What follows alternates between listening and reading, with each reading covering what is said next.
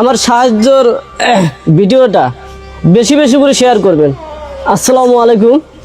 আসলে আমি একজন অভাবী একজন পরিবার, উপকার করার জন্য ট্রাই করবে বা মানুষের করা হবে। বাট এখানে যদি ডিজিটাল ওয়েতে, অনেকে বলে ডিজিটাল ওয়েতে ভিক্ষা, ইটস কল্ড আসলেই ডিজিটাল ওয়েতে ভিক্ষা। কেন সে ডিজিটাল ওয়েতে ভিক্ষা করবে? আসসালামু আলাইকুম, hey guys, this is me Sajjad Hossain and welcome to another video. Almost 1 বছর পর আমি আবার ইউটিউবে ব্যাক করলাম এন্ড অনেক দিন পর কন্টেন্ট আপলোড করতেছি। আমি মুখেও অনেক ওয়ার্ড আটকে আসতেছে, কারণ ক্যামেরার সামনে অনেক দিন পর আমি কথা বলতেছি। আই হোপ সবাই ভালো আছেন এন্ড আমিও আলহামদুলিল্লাহ অনেক ভালো আছি। আমি যে টপিক নিয়ে কথা বলবো, থাম্বনেল এবং টাইটেল থেকে বুঝে ফেলছেন আপনারা হয়তো, যে তাজু ভাই, আমাদের প্রিয় তাজু ভাই নিয়ে কথা বলবো। সে একটা পিচ্চি টাইপের লোক যে অনলাইন জগৎটাকে পুরা একেবারে হাইপ তুলে ফেলাইছে। টিকটকে, ফেসবুকে এবং ইউটিউবে যেখানেই যাই, যে রিলসই দেখি তার ভিডিওই বারবার সামনে আসছে এবং ভিউজের জন্য অনেক মানুষ তার শরণাপন্ন হয়েছে। অনেক মানুষ যায় তার সাথে এখন ভিডিও করতে আসছে, যারা আগে তার মতো লোকরে কেউ ঘুণায়ও ধরতো না। সেই ব্যক্তি কে, কি বিষান্ত, এবং এই ব্যক্তিকে নিয়ে কেন এত হাইপ ক্রিয়েট হয়েছে, সেই বিষয় নিয়ে আজকে আমি কথা বলবো। তো কথা আর বেশি না বাড়িয়ে চলো ভিডিও দেখি। আমি চাই না আপনারা আমাকে দেখেন। জিলেবি বাঁচতেছে, তার কাছে আমি প্রশ্ন করব, জিলেবি কত করে বিক্রি করে, সাদাটা কত আর লালটা কত? এলাকায় দাঁড়িয়ে আছি, এখানে রাস্তাঘাট, এমন বাজার ঘাট দেখেন আপনার অবস্থা। আমি একজন ভদ্র মানুষ, আমার পায়ের নিচে পর্যন্ত কাদা মাটি। কোনো সেলিব্রিটি না হয়েও হঠাৎ করে সংবাদ মাধ্যমে উঠে আসা কে এই ব্যক্তি, তাকে নিয়ে কেনই বা সোশ্যাল মিডিয়ায় এখন এত বেশি আলোচনা সমালোচনা হচ্ছে?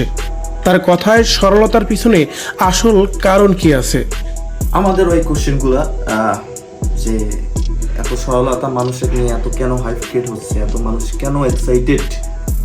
কারণ এরকম কন্টেন্ট ক্রিয়েটার বা এরকম ভিডিও মেক করে অনেক পার্সন আছে, বা তারা নিয়ে কেন এত হাইপ? সো ইন্টারভিউটা দেখে আমরা কিছুটা আইডিয়া পাবো। ভাইরাল হওয়ার পর নতুন করে কি বলছে, তার কথাগুলো শুনলে যেন সত্যি কান্না চলে আসবে আপনারও। তাই বিষয় অনেকে হাসাহাসি করে, আমাকে অনেক ঠাট্টা করে। মানুষ কতটা সহজ সরল হলে নিজের কথা না ভেবে, নিজের অবস্থানের কথা না ভেবে।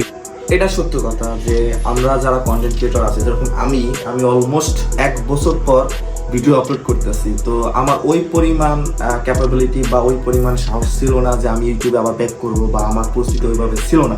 বাট এই ছেলেটা বা এই লোকটা যে কিনা তার সামর্থ্য বা তার অ্যাবিলিটির কথা না ভেবে সে জাস্ট তার মতন করে আগানোর চেষ্টা করছে, এবং তার কনফিডেন্স লেভেল দেখে আমাদের শেখা উচিত, যারা আমরা ইয়ং জেনারেশন আছি, যারা আমরা আসলে কন্টেন্ট ক্রিয়েশন বা কন্টেন্টের দিকে যাওয়ার প্রতি আমরা ঝোঁক বেশি, বাট আমরা ওইভাবে আসলে না বুঝে না শুনে জাস্ট সাহস হয় না, করি না বা স্কিপ করে যায়। বাট এই লোকটার যে পরিমাণের সাহস বা যে পরিমাণে কনফিডেন্স আছে, সেটার প্রতি স্যালুট।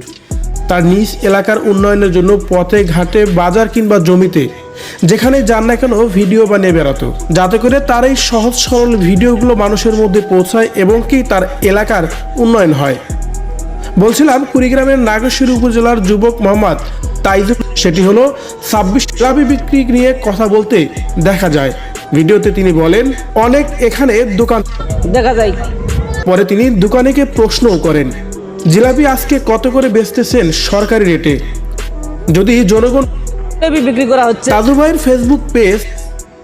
ওকে, সো এখানে বেশি আর লেন্থি ভিডিও করলাম না। এরপর আমি টিকটকে একটু যাই। টিকটকে যাওয়ার পর এর একটা অ্যাকাউন্ট আছে, আই থিঙ্ক আমাদের নানপুর এলাকা, দরিদ্র এলাকা আমাদের দেখেন, গরু ইপার থেকে আমি অলরেডি ফলো করি। সো এখানে অলমোস্ট 52.9K ফলোয়ার্স ইন টিকটকে এই পরিমাণ ফলোয়ার্স আছে, এবং তার ভিউজ প্রত্যেকটাতে মিলিয়নের কাছাকাছি, আবার কয়েকটা লাখ, কয়েকটা হাজার। সো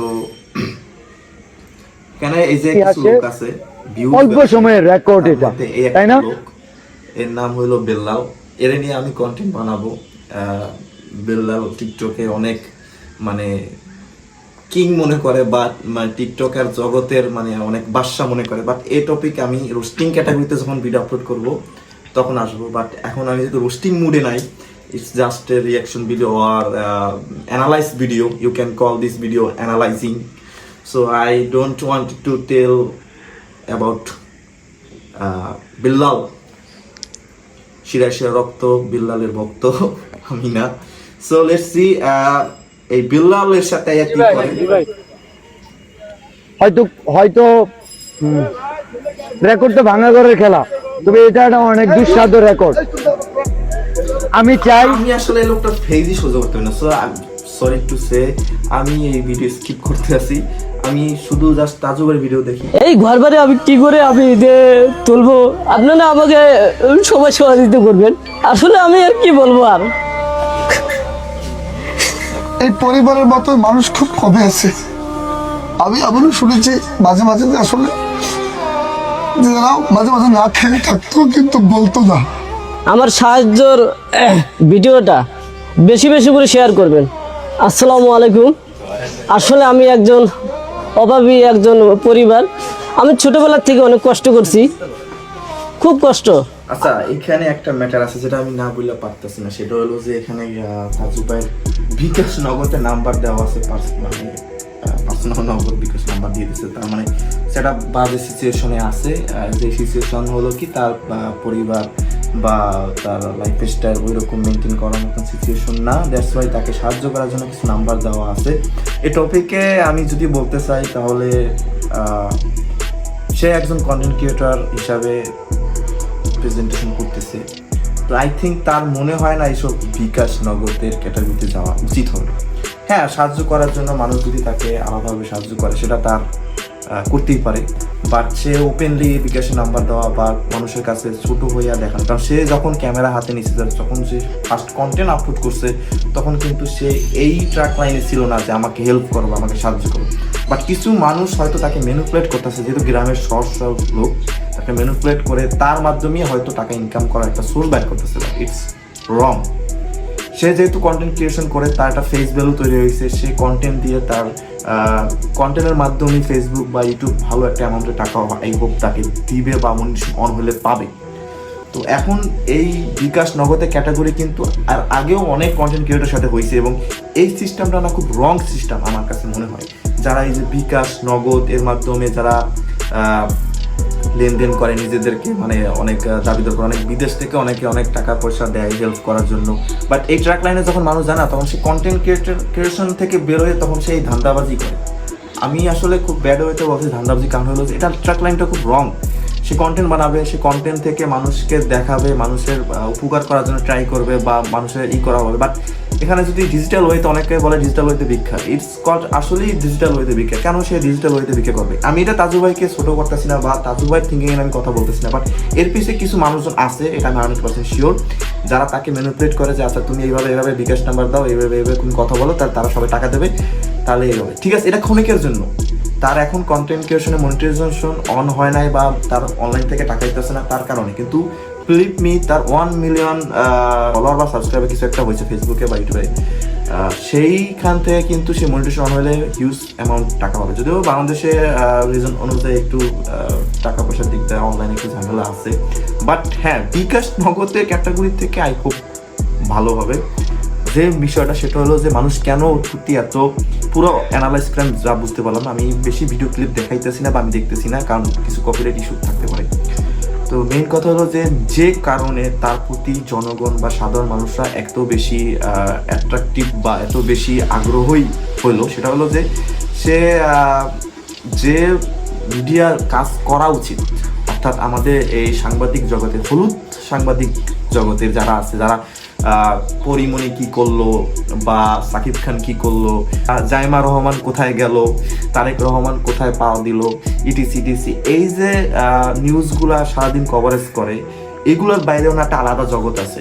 অনেকের রাস্তাঘাট ঠিক নাই, অনেকের বাড়িঘর ভেঙে যাইতেছে, নদীতে পড়ে যাইতেছে। মূল কথা হলো যে তাজু কেন ভাইরাল হয়েছে, তার মূল কারণটাই হলো সে রিয়েলিস্টিক ভিডিও বা যে জিনিসগুলো আমাদের মিডিয়ার কাছ থেকে আশা করা, সেই জিনিসটা তারা না দিয়া একটা গ্রামের সাধারণ সহজ সরল মানুষ সে তার কন্টেন্টের মাধ্যমে ফুটিয়ে তোলার চেষ্টা করতেছে। যাই হোক, ভিডিও অনেক বড় না করি, আজকে ভিডিও ছিল জাস্ট অ্যানালাইজ ভিডিও বা reaction video, normally video, it's not a roast video. কাউকে আমি ছোটো করতেছি না। যদি ভিডিওর কারণে কেউ ছোটো হয় বা যদি খারাপ কিছু লাগে ক্ষমা দৃষ্টি দেখবেন। আই হোপ ভিডিওটা ভালো লাগছে। ভিডিও লাগলে অবশ্যই লাইক দেন অ্যান্ড কমেন্ট সেকশনে আপনার মতামত জানান। আর কি টপিকের ভিডিও আপনারা চান অবশ্যই জানাবেন।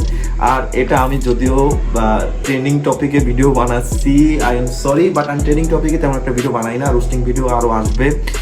যেহেতু আমি নতুন সেট আপ করতেছি এবং নতুন করে সবই শুরু করতেছি, আই হোপ আবারও ইউটিউবে ধামাকা হবে। ততদিন মধ্যে ভালো থাকেন অ্যান্ড অবশ্যই আমার চ্যানেলটাকে সাবস্ক্রাইব করেন নাই, সাবস্ক্রাইব করে পাশে থাকেন।